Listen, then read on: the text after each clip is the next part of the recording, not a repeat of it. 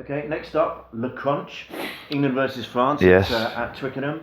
On the face of it, you think England are heavy favourites. France, again, nobody quite knows what's going to happen. Suggestions, perhaps, in the autumn that the old French, the physical pack, the flare backs beginning to rear their heads again. But very hard to see anything else but an English victory.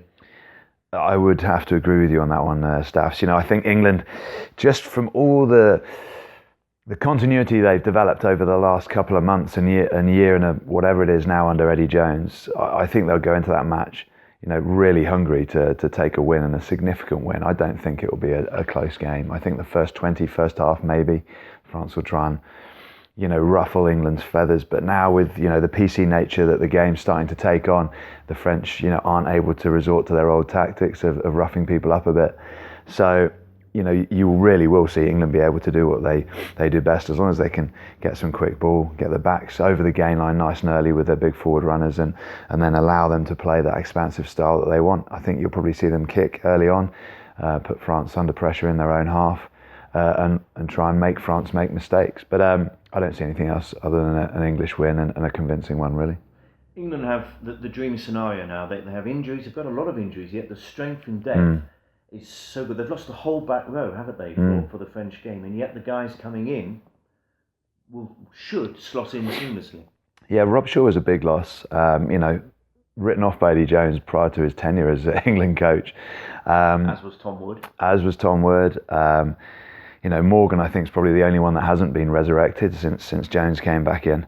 But actually probably been playing some of his best rugby as well since being ousted.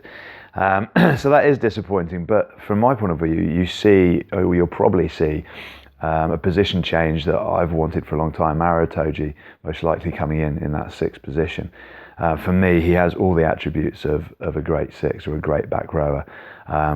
There's no doubt he's been a quality second row, but I think he could be a world-class number six. And just the way he motivates guys on the pitch, not just by the way that he plays, the physicality that he brings, the speed, the power, but the smile and the enthusiasm that he has when someone does something well, and his teammates, he's picking them up, he's tapping them on the arse. It's a wonder to see, and that's why he'd be my outside bet for that Lions captain, just because he's a motivator of men. But yeah, a number of changes in the back row.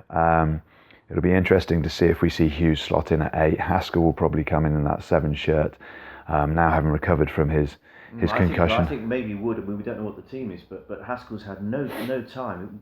Maybe he's on the bench and Wood would start. Yeah, for this game. Yeah, maybe. I'd like to see Haskell start. I think Wood is a good solid player, but I think Haskell, certainly he's been missing a bit of game time, and he'll be really frustrated after he lasted 15 seconds of his return match. And he was like you, wasn't he? Yeah, getting knocked out by Freddie Burns. Collapsed. Yeah, Freddie Burns, that enormous human being. But yeah, it was, that would be frustrating for him. But I'd like to see Haskell start. I just think he's more of a presence on the pitch. He offers more in terms of the breakdown, ball carrying.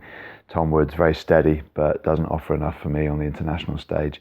I think you'll probably see one of those two obviously start and be on the bench. Haskell would be my preferred choice to start. Just a quick point about the French, and I know I'm speaking to a former England player, but in terms of the tournament, as a rugby fan, wouldn't it be good to see the French back, at least a little bit more back than they have been for so long? Don't we slightly miss the French? You may have a different view, having played against them for so many years. Yeah. But the Six Nations could do with the French back, couldn't they? Well, I think the Six Nations wants every team performing well, and actually this year, the French, maybe for the first time, or certainly over the last 2 decades, 15 years maybe, they have been the dominant force, along with the Welsh, in the Six Nations.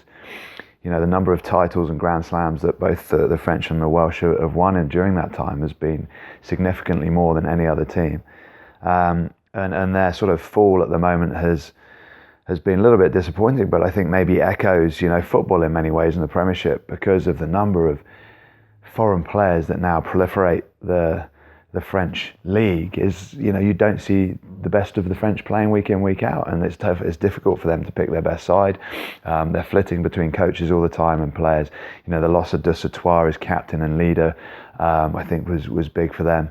But it would be good to see them back and contesting the silverware. And, I don't doubt that they will be, because their drop-off over the last 2 seasons certainly has been significant. Sure.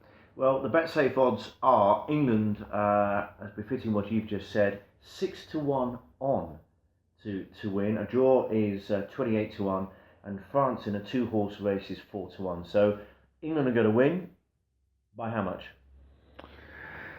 I'm going to stick my head on the block and say by 20. I really think, 20? I really think in the second half they will just finish the French off. It'll be tough. First 20 minutes will be hard. The French will come out with all the blood and thunder. England will absorb that. I think they've got a good, solid defensive structure now. Paul Gustard doing a great job as coach, and I think we'll see through George Ford a real attacking presence. I predicted some interesting scorelines during the autumn, and actually a lot of them came to fruition. So right? I don't like to blow my own trumpet, but There's always a first. I think England by 15 to 20 is a good bet.